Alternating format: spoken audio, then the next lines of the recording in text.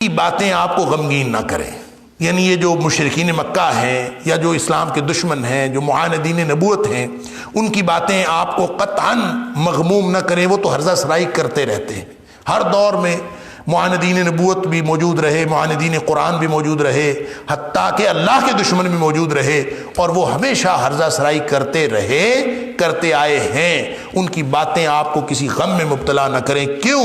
ان العزت للہ جمیعا، ہر طرح کا غلبہ تو اللہ کے پاس ہے. عزت سے مراد ہم وہ عزت جس کو ہم تکریم کہتے ہیں، دنیا میں ہم اردو میں ہم اس کا نام لیتے ہیں عزت.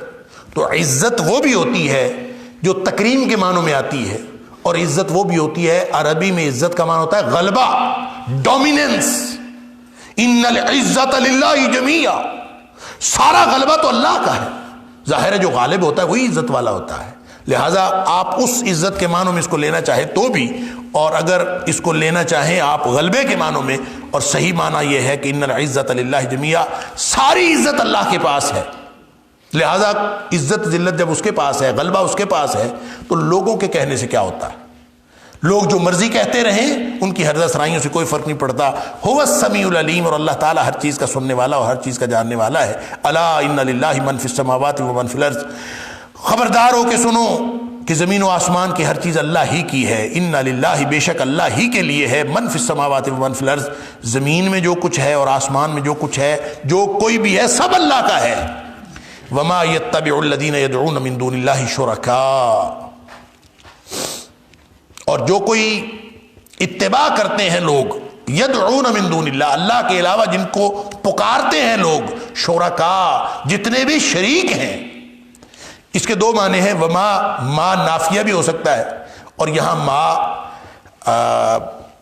جو کے معنوں میں بھی ہو سکتا ہے، اور ما استفہامیہ بھی ہو سکتا ہے جس کا معنی ہوتا ہے کیا. تو اگر اس کو پچھلے جملے کے ساتھ ملائیں کہ الا ان للہ من فی السماوات و من فی الارض، اللہ ہی کا ہے جو کوئی زمین میں ہے، جو کوئی آسمان میں ہے. وما یتبع الذین یدعون من دون اللہ شرکاء، اور جن شریکوں کو یہ اللہ کے علاوہ پکارتے ہیں وہ بھی اللہ کے ہیں. یہ اگر اس پچھلے فقرے کے ساتھ ملائیں تو اس کا معنی یہ ہوگا. اور اس کو اگر اگلے فقرے کے ساتھ ملائیں تو اس کے دو میں سے ایک معنی ہو سکتا ہے. ایک معنی تو یہ ہوگا جب ہم اس کو استفہامی انداز پوچھیں، وما یتبع الذین یدعون من دون اللہ شرکاء، یہ اللہ کے علاوہ جن شریکوں کو پکارتے ہیں وہ ہیں کیا؟ وما یتبع الذین، وہ کیا ہیں، کس کو پکارتے ہیں، کس کی اتباع کرتے ہیں؟ ایک یہ سوال ہو سکتا ہے، اور دوسرا یہ نافیہ ہو سکتا ہے کہ وہ کچھ بھی نہیں ہے.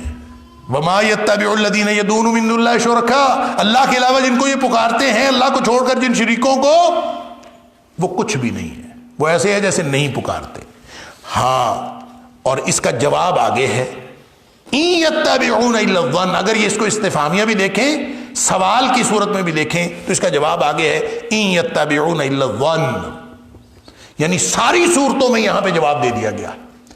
ان یتبعون، نہیں وہ اتباع کرتے، نہیں وہ پیچھے چلتے، الا مگر، الظن، گمان کے پیچھے چلتے. اللہ اکبر. پیچھے آیت نمبر 36 میں پڑھا ہے، وما یتبع اکثرهم الا ظنا، ان کی اکثریت جو ہے گمان کے پیچھے چلتی ہے، ظن و تخمین. وَإِنْهُمْ إِلَّا يَخْرُصُونَ، اللہ اکبر. ان میں سے اکثریت جو ہے، انہم الا، مگر وہ کچھ بھی نہیں ہے، مگر کیا ہے؟ یخرسون، اٹکل پچو.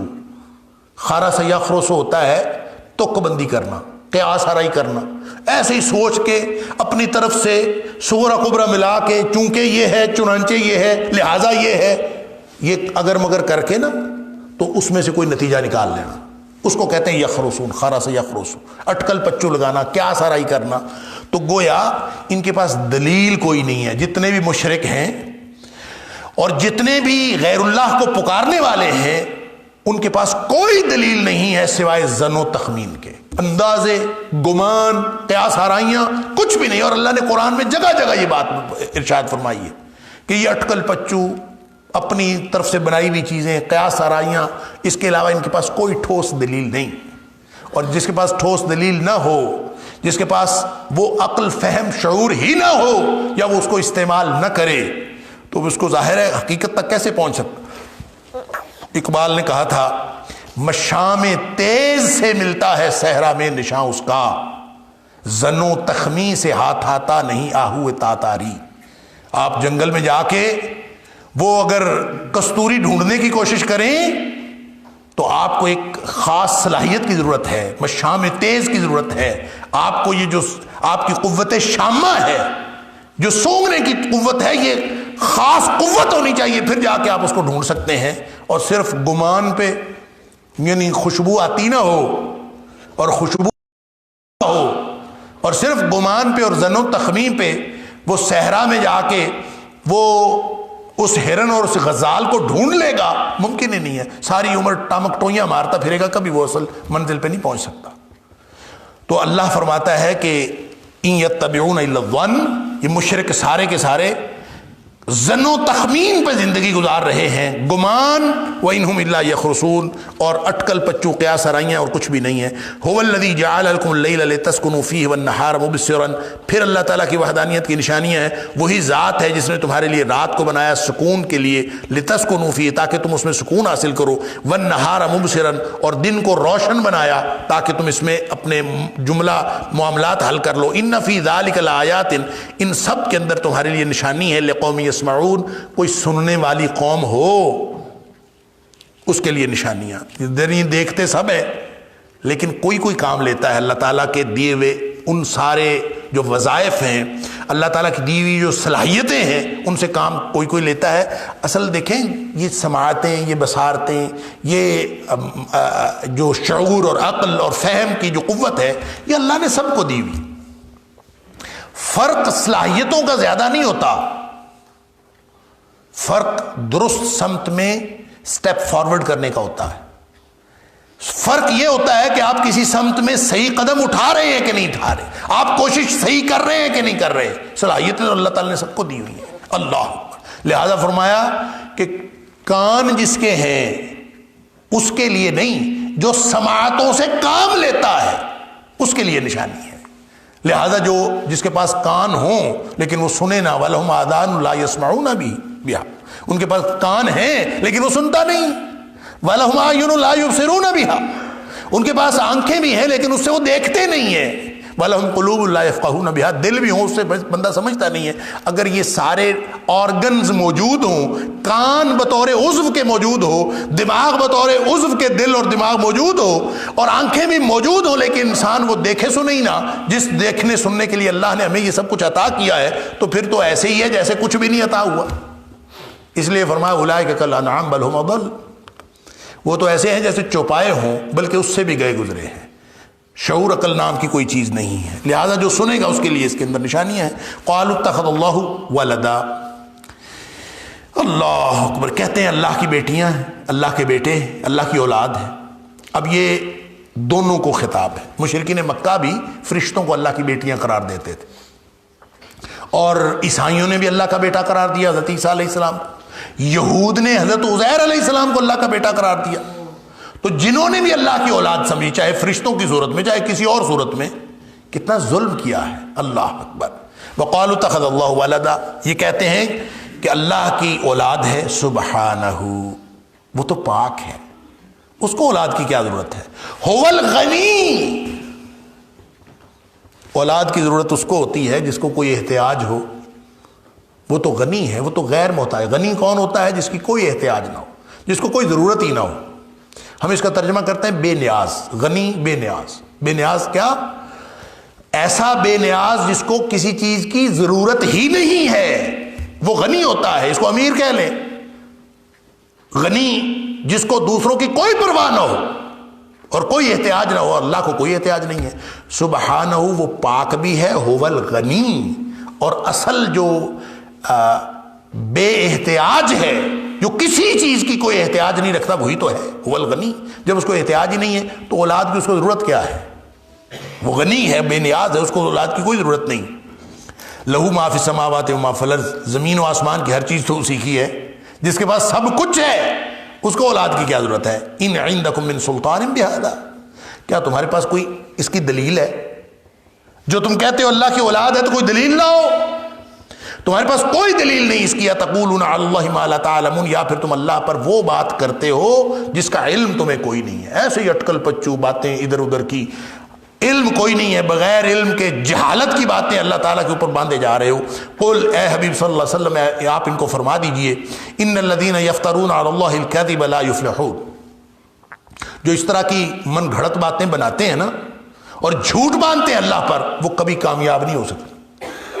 اے حبیب صلی اللہ علیہ وسلم ان کو بتا دیجئے، قل آپ ان کو بتا دیجئے، ان الذین یفترون، بے شک وہ لوگ جو گھڑتے ہیں، جھوٹ باندھتے ہیں. افطرا کا معنی ہی جھوٹ باندھنا ہوتا ہے. افطرا خود ساختہ بات کو کہتے ہیں، من گھڑت بات کو کہتے ہیں،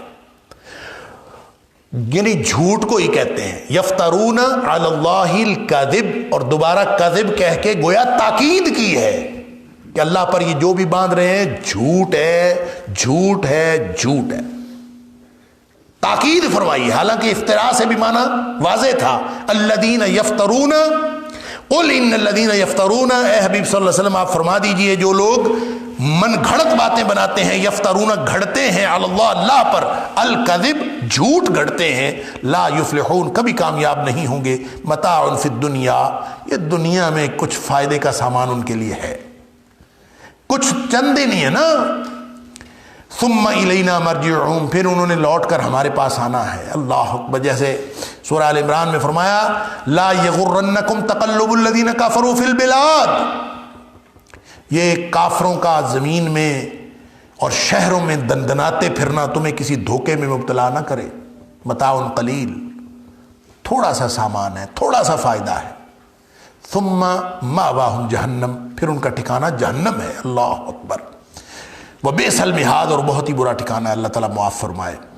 تو یہاں فرمایا کہ متاع فی الدنیا، یہ دنیا میں تو ان کو فائدہ ہو سکتا ہے، جھوٹ موٹ باندھ کر، اللہ کے ساتھ کفر کر کے، لوگوں کو شرک میں مبتلا کر کے دنیا میں فائدہ ہو سکتا ہے. ثم الینا مرجعہم، پھر ان کا لوٹنا ہماری ہی طرف ہے. ثم نذیقہم العذاب الشدید، پھر ہم ان کو سخت عذاب چکھائیں گے. ثم نذیقہم، پھر ہم چکھائیں گے ان کو العذاب الشدید، سخت عذاب، بما کانوا یکفرون، اس وجہ سے کہ جو وہ کفر کرتے رہے. واتل علیہم نبأ نوح، اور اے حبیب صلی اللہ علیہ وسلم ان کے اوپر تلاوت کر دیجئے نوح علیہ السلام کی خبر بھی، یعنی نوح علیہ السلام کی خبر ان کو پڑھ کے سنا دیجئے. اب یہاں پہ یہ تقریباً 2 رکوع ہیں، اس میں نوح علیہ السلام اور حضرت موسیٰ علیہ السلام کا قصہ بیان کیا گیا. اور یہ قرآن کا اسلوب ہے کہ قرآن کوئی بھی بات کرتے وقت، کوئی بھی واقعہ بیان کرتے وقت، کوئی بھی اصول بیان کرتے وقت تاریخ کا حوالہ دیتا اور ریفر بیک کرتا ہے. تو اے حبیب صلی اللہ علیہ وسلم، یہ جو مشرکین مکہ ہیں، جو معاندین نبوت ہیں، ان کو بتا دیجئے کہ پہلی دفعہ نہیں ہوا تاریخ میں کہ تم کسی نبوت کے دشمن ہو، یا نبی پاک صلی اللہ علیہ وسلم کی دشمنی کر رہے ہو، یا اللہ کے وحی کے دشمن بنے بیٹھے ہو، اللہ کے ساتھ کفر کرتے ہو، شرک کرتے ہو. یہ پہلی دفعہ نہیں ہوا، یہ تاریخ میں پہلے بھی ہو چکا ہے. عام طور پہ 6 قوموں کا حوالہ دیا جاتا ہے. یہاں پہ نام لے کر حضرت نوح علیہ السلام اور ان کی قوم کا ذکر ہے، اور حضرت موسیٰ علیہ السلام کی قوم کا اور فرعون کا ذکر ہے. درمیان میں باقی انبیاء کا اجمالاً تذکرہ، گویا ریفرنس پورا ہے، اسپیسیفیکیشن صرف 2 انبیاء کی ہے. موسیٰ علیہ السلام کے ساتھ ہارون کا ذکر تو ساتھ آ ہی جاتا ہے. وَاتْلُ عَلَيْهِمْ نَبَأَ نُوحٍ، نوح علیہ السلام کی خبر ان کو بتا دیجئے، ان کو پڑھ کے سنا دیجئے. اذ قال لقومہ، یا قوم، جب انہوں نے اپنی قوم سے کہا، اے میری قوم، ان کان کبر علیکم مقامی وتذکیری بآیات اللہ، اگر تمہارے لیے بھاری ہے، ان کانا اگر ہو گیا ہے، کبر بھاری، علیکم تمہارے اوپر، مقامی میرا کھڑا ہونا، وتذکیری اور میرا نصیحت کرنا، بآیات اللہ اللہ کی آیتوں کے ساتھ، یعنی تمہارے اوپر اگر یہ گراں گزرتا ہے، فعلی اللہ توکلت، پس میرا بھروسہ تو اب اللہ پر ہے. گویا یہ اس وقت کی بات ہے جب حضرت نوح علیہ السلام گویا تبلیغ کر کر کر کر کے تھک چکے اور اپنا انہوں نے پوری صلاحیتیں لگا دی، اور جو قرآن نے کہا کہ 950 سال انہوں نے تبلیغ کی. اللہ اکبر. اور اس کی تفصیلات آگے آئیں گی، سورہ نوح بھی ہم نے پڑھنی ہے آخر پہ جا کے انشاءاللہ. تو یہ ایک بات بہرحال جو ذہن میں آتی ہے، وہاں جا کے اس کی تفصیلات اور بھی دیکھیں گے انشاءاللہ، کہ 950 سال جو انہوں نے تبلیغ کی تھی، اس کا مطلب یہ نہیں ہے کہ اس وقت عمریں ہی اتنی ہوتی تھیں۔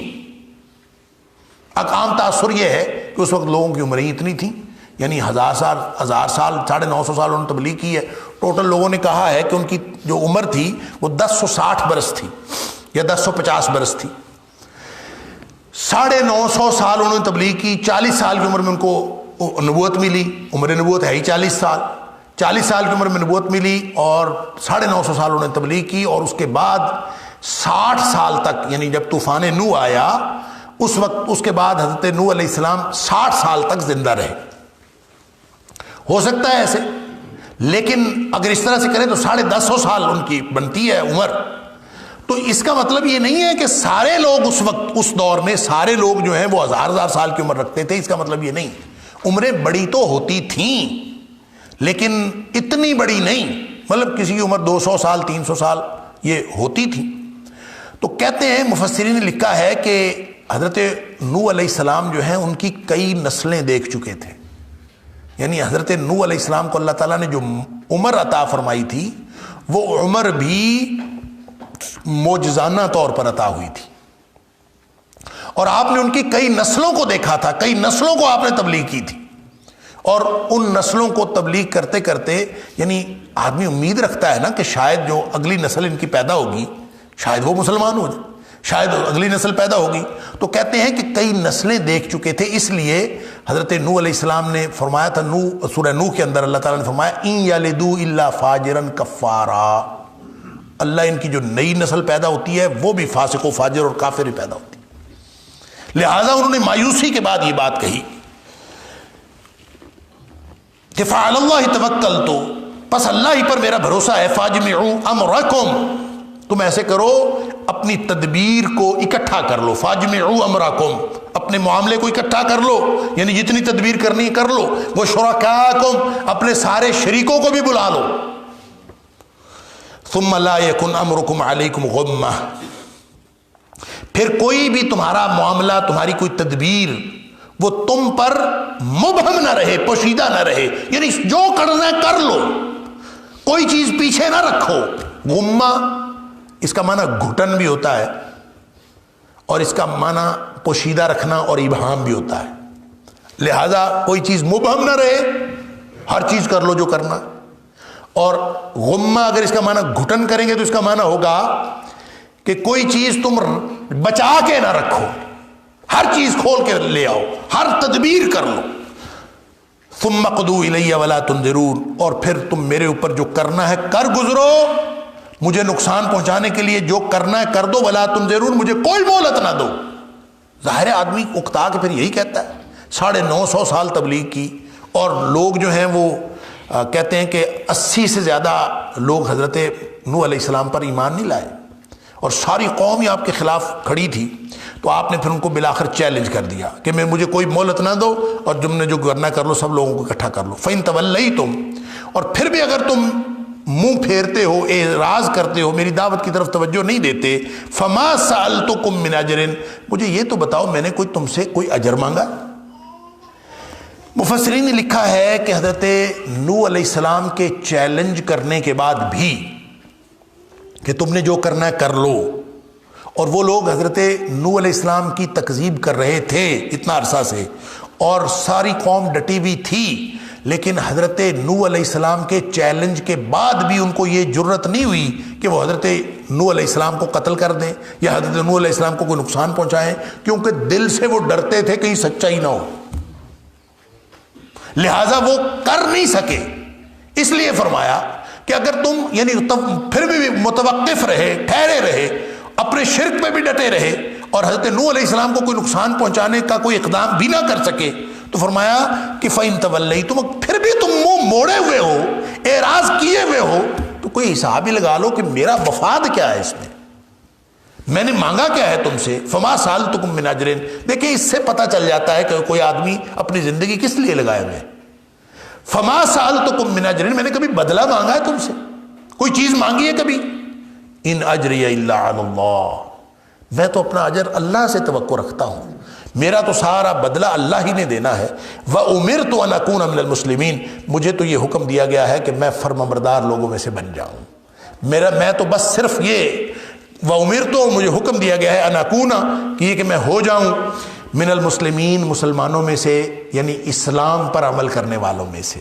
اس کا مطلب ہے نوح علیہ السلام مسلمان تھے تو ہر نبی کا دین اسلام تھا، صرف نوح علیہ السلام نہیں، حضرت آدم علیہ السلام سے لے کر نبی اکرم صلی اللہ علیہ وآلہ وسلم تک قرآن کہتا ہے ان الدین عند اللہ الاسلام، سب کا دین اسلام تھا۔ اور نوح علیہ السلام جن کو آدم ثانی کہا جاتا ہے، آدم ثانی ان کو اس لیے کہا جاتا ہے کہ نوح علیہ السلام نے جب عذاب کی بد دعا کی تھی تو عذاب آ گیا تھا، تو صرف وہی لوگ بچے تھے جو کشتی نوح میں سوار ہو گئے تھے، باقی سب تو ہلاک ہو گئے تھے۔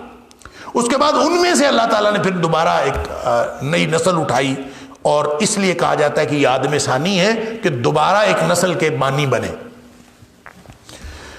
تو لیکن وہ کیا کہہ رہے ہیں؟ ان اکون من المسلمین، مسلمان، اللہ مجھے مسلمانوں میں سے بنا، یعنی تمام انبیاء کا دین اسلام ہی ہے، البتہ شرائع ان کی مختلف ہیں، جیسے اللہ تعالیٰ نے قرآن میں فرمایا، مائدہ میں پڑھا ہے لِكُلٍّ جَعَلْنَا مِنْكُمْ شِرْعَةً وَمِنْهَاجًا، ہر امت کی شریعت، ان کا طریقہ کار الگ الگ ہے، البتہ دین ایک ہی ہے۔ اور اس کی جو وضاحت ہے، دین اسلام ایک ہے اور سارے نبیوں کا دین ایک ہے، مختلف آیات میں اللہ کریم نے یہ بات واضح کی ہے۔ اس میں خاص طور پر سورہ بقرہ کی آیت نمبر 131 132، سورہ مائدہ کی آیت نمبر 44، سورہ اعراف کی آیت نمبر 126، سورہ انعام کی آیت نمبر 162 163، سورہ یونس کی آیت نمبر 84، سورہ یوسف کی آیت نمبر 101، اور سورہ نمل کی آیت نمبر 44 اور سورہ نمل ہی کی آیت نمبر 91 یہ شامل ہیں۔ سب سے یہ پتہ چلتا ہے کہ سارے انبیاء کا دین اسلامی تھا۔ یہاں بھی فرمایا وَأُمِرْتُ أَنْ أَكُونَ مِنَ الْمُسْلِمِينَ، نوح علیہ السلام کہہ رہے ہیں میں مسلمانوں میں سے ہو جاؤں۔ فَكَذَّبُوهُ فَنَجَّيْنَاهُ وَمَن مَّعَهُ فِي الْفُلْكِ، انہوں نے پھر بھی جھٹلایا، اللہ اکبر، فَنَجَّيْنَاهُ، پھر ہم نے نجات دے دی اس کو، یعنی نوح علیہ السلام کو، وَمَن مَّعَهُ، اور جو کوئی ان کے ساتھ تھے، فِي الْفُلْكِ، کشتی میں جو ان کے ساتھ سوار ہو گئے تھے ان کو ہم نے نجات دے دی۔ وَجَعَلْنَاهُمْ خَلَائِفَ، ان کو ہم نے جانشین بنایا بعد میں، یعنی پھر باقی تو سارے تباہ و برباد ہو گئے، اس کے بعد جو جانشین بنے وہی بنے جو کشتی میں سوار تھے، اسی سے اللہ نے اگلی نسل چلائی۔ وَأَغْرَقْنَا الَّذِينَ كَذَّبُوا بِآيَاتِنَا، اور جو لوگ ہماری آیتوں کو جھٹلاتے تھے ان کو ہم نے غرق کر دیا۔ فَانظُرْ كَيْفَ كَانَ عَاقِبَةُ الْمُنذَرِينَ، پھر دیکھو کہ کیسا انجام ہوا ان لوگوں کا جن کو ڈرایا گیا تھا۔ ثُمَّ بَعَثْنَا مِن بَعْدِهِ رُسُلًا، پھر ہم نے اس کے بعد کئی رسول بھیجے، اِلَىٰ قَوْمِهِمْ، ان کے قوموں کی طرف۔ دیکھیں یہاں اجمالاً سارے نبیوں کا ذکر ہو گیا کہ بہت سارے رسول بھیجے، فَجَاءُوهُم بِالْبَيِّنَاتِ، وہ سارے نبی بہت ساری روشن دلائل لے کر آئے۔ فَمَا كَانُوا لِيُؤْمِنُوا بِمَا كَذَّبُوا بِهِ مِن قَبْلُ، لیکن لوگ ایسا نہ ہوئے کہ وہ مومن بن جاتے، لما کذبوا بہ من قبل، بما کذبوا بہ من قبل، جو وہ تکذیب کر چکے تھے پہلے جس کی، اس کے بعد وہ اس پر ایمان لانے والے نہ بنے۔ پہلے کس کی تکذیب کر چکے تھے؟ اس سے کیا مراد ہے؟ اس سے مراد یہ ہے کہ جب آدمی کے منہ سے ایک دفعہ نہ نکل جاتی ہے نا تو دوبارہ اقرار کرنا بڑا ہی مشکل ہوتا ہے۔ اللہ اکبر، ایک دفعہ کسی بھی وجہ سے آدمی نہ کہہ بیٹھے تو وہی نہ حجاب بن جاتی ہے، ہدایت کے راستے میں رکاوٹ بن جاتی۔ تو اللہ فرماتا ہے فما کانوا لیؤمنوا بما کذبوا به من قبل، پہلی دفعہ شروع میں جن کا انکار کر بیٹھے پھر دوبارہ اسی انکار نے ان کو کبھی ہدایت کی طرف نہیں آنے دیا، وہ ایسے نہ ہو سکے کہ کبھی ایمان لاتے۔ کذالک نطبع علی قلوب المعتدین، اس طرح اللہ فرماتا ہے کہ ہم جو حد سے بڑھنے والے لوگ ہیں ان کے دلوں پر مور لگا دیتے۔ مور کس طرح لگتی ہے کہ آدمی شروع میں کسی وجہ سے انکار کر بیٹھتا، یہ خاص طور پر جو بڑے بڑے سردار ہوتے ہیں وہ اپنی سرداری کی وجہ سے، اپنے اقتدار کی وجہ سے، اپنے تکبر کی وجہ سے ایک دفعہ نہ کر بیٹھتے ہیں، اور جب ایک دفعہ ان کے منہ سے نہ نکل جاتی ہے تو پھر وہ باوجود اس بات کے کہ حق کو پہچان جاتے ہیں ان کو کبھی ایمان کی توفیق نہیں ہوتی۔ اللہ تعالیٰ معاف فرمائے۔ ثم بعثنا من بعدهم موسیٰ و ہارون، اب دیکھیں یہ درمیان میں اللہ تعالیٰ نے نوح علیہ السلام کے اور موسیٰ و ہارون کے درمیان میں اللہ تعالیٰ نے رسولاً بہت سارے رسولوں کا اجمالی ذکر فرما دیا کہ سارے ہی رسول اپنے اپنے قوم کی طرف دلائل لے کر آئے، لیکن جس قوم نے ابتداً نبیوں کی دشمنی مول لے لی، بعد میں حق پہچان لینے کے باوجود بھی ان کو ایمان کی توفیق نہیں ہوئی، اور اس طرح اللہ تعالیٰ ان کے دلوں پر مور لگا دیتا ہے جو اس طرح سے حد سے بڑھنے والے لوگ ہوتے ہیں۔ ثم بعثنا من بعدهم بعد ازاں، پھر ہم نے بھیجا انہی میں موسیٰ و ہارون، موسیٰ علیہ السلام کو بھیجا اور ہارون علیہ السلام کو بھیجا، الی فرعون و ملئہ، فرعون کی طرف اور اس کے سرداروں کی طرف، بآیاتنا، اپنی نشانیاں دے کر بھیجا۔ نشانیوں سے مراد کتاب بھی ہو سکتی ہے، آیات تورات بھی ہو سکتی ہیں، اور آیات سے مراد وہ معجزات بھی ہو سکتے ہیں، وہ نشانیاں، کیونکہ آیت کا مطلب نشانی ہوتا ہے۔ جو قرآن کی آیتیں ہیں ان کو بھی آیت اس لیے کہتے ہیں کہ ہر آیت اصل میں اللہ کی توحید کی نشانی ہے، اور جو معجزہ ہوتا ہے وہ بھی اللہ تعالیٰ کی وحدانیت اور نبی کی سچائی کی نشانی ہوتا ہے۔ لہذا آیاتنا سے مراد آیات تورات بھی ہو سکتی ہیں، اور آیات بینات وہ معجزات ہو سکتے ہیں جو حضرت موسیٰ علیہ السلام کو عطا ہوئے، جن کی تعداد 9 تک پہنچتی ہے۔ فاستکبروا، معجزے تو تھے، آیتیں تو تھیں، نشانیاں تو تھیں، فاستکبروا، لیکن انہوں نے تکبر کیا۔ تکبر کیا ہوتا ہے؟ بڑا بننا چاہا، فاستکبروا، بڑا بننا چاہا۔ اور تکبر کی ڈیفینیشن کیا ہے؟ بطر الحق وغمط الناس، حق کا انکار کرنا اور لوگوں کو حقیر سمجھنا۔ بس جو حق کے انکار کی اور لوگوں کو حقیر سمجھنے کی روش پر قائم ہو، وہ گویا تکبر پر ہے، اور تکبر اتنی بری بلا ہے کہ اللہ کے رسول صلی اللہ علیہ وسلم نے فرمایا جس کے دل میں ایک رائی کے دانے کے برابر بھی تکبر ہوا، اللہ اکبر، وہ جنت میں نہیں جا سکتا۔ اللہ اکبر، اللہ تعالیٰ معاف فرمائے۔ فاستکبروا، انہوں نے انکار کیا، تکبر کیا، وکانوا قوم مجرمین، اور ہو گئے مجرم قوم میں سے۔ فلما جاءہم الحق من عندنا، جب ہماری طرف سے ان کے پاس حق آیا، قالوا، تو انہوں نے یہی کہا، ان ھذا لسحر مبین، یہ تو کھلا جادو ہے۔ یہ ہر دور میں جو بدعقیدہ لوگ ہوتے ہیں ان کا یہی طرز عمل رہا ہے کہ جس بات کی سمجھ نہ آئے اس کو جادو کہتے، یہ ہمیشہ سے کہتے، ان ھذا الا سحر مبین، ان ھذا لسحر مبین، ان ھذا لسحر مبین، یہ تو کھلا جادو ہے۔ یعنی حضرت موسیٰ علیہ السلام کے جو معجزات تھے ان کی کوئی توجیہ ان کو سامنے نہیں آئی، تو انہوں نے کہا یہ تو جادو ہے۔ قال موسیٰ اتقولون للحق لما جاءکم، کیا تم حق کو کہتے ہو جادو؟ حق کے بارے میں یہ بات کر رہے ہو؟ حق کیا ہوتا ہے؟ حق وہ ہوتا ہے جو آپ اپنا ثبوت ہوتا ہے، جو اظہر من الشمس ہوتا ہے، خود سے ظاہر ہوتا ہے کہ وہ حق ہے، اس کو ادھر ادھر سے کسی ثبوت کی ضرورت نہیں ہوتی۔ تو کیا تم جو حق تمہارے پاس آیا ہے، کیا تم اس کے بارے میں یہ کہہ رہے ہو؟ اسحر ھذا، کیا یہ جادو ہے؟ یعنی اللہ کی طرف سے جو حق آیا ہے تم اس کو جادو کہہ رہے ہو۔ ولا یفلح الساحرون، جادوگر تو کبھی کامیاب ہو ہی نہیں سکتے۔ تو یہ اللہ کا کلام، اللہ کا قرآن اور اللہ کی طرف سے جو ہم معجزے لے کے آئے ہیں، ہمیں تو اللہ تعالیٰ نے کامیابیاں دی ہیں۔ جادو جو ہے وہ کبھی بھی زیادہ دیر برقرار بھی نہیں رہ سکتا، اور جادو وہ نتائج بھی حاصل کبھی نہیں کر سکتا جن نتائج کے لیے وہ کیا گیا ہو۔ اصل بات وہ صرف خرابی پیدا کر سکتا ہے جادو۔ اور حضرت موسیٰ علیہ السلام کے زبان سے یہ دلیل کے طور پر پیش کیا جا رہا ہے کہ ولا یفلح الساحرون، جو جادوگر ہیں وہ کبھی کامیاب نہیں ہوتے۔ ہمارا جو معجزہ ہے جو اللہ کی طرف سے ملا ہے وہ تو کامیابی کے ساتھ پایا تکمیل کو پہنچتا ہے، اور پھر ہم اس کو یعنی عصا پھینکا وہ سانپ بنا، دوبارہ پکڑتے ہیں اور وہ کچھ بھی نہیں ہوتا، وہ پھر عصا بن جاتا۔ گویا معجزات جو ہیں وہ کامیابی کے ساتھ دکھائے بھی جا رہے ہیں، اور معجزات کامیابی کی دلیل بھی ہیں، اور جو جادو ہوتا ہے وہ کبھی کامیاب نہ ہو سکتا ہے، نہ وہ کامیابی کی طرف چل سکتا ہے۔